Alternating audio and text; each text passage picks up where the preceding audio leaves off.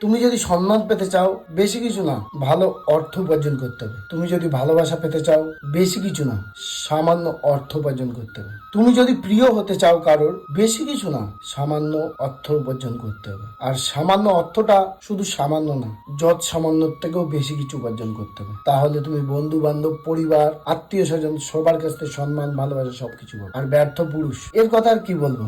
বেকার পুরুষ, এদের কথা আর কি বলবো? বেকার পুরুষের হাত ধরতে চাই খুবই কমই মেয়ে। সবাই তো চাই সফল সচ্ছল পুরুষ, কিন্তু একটা পুরুষ সফলতা পেতে গেলে তার যদি পৈতৃক কোনো সম্পত্তি না থাকে, ধন সম্পত্তির অধিকার সে যদি না হয়, তার জীবন খুব কষ্টের। কারণ একটা পুরুষের সফলতার পিছনে একটা নারীর হাত বা একটা নারীর অবদান অনস্বীকার্য।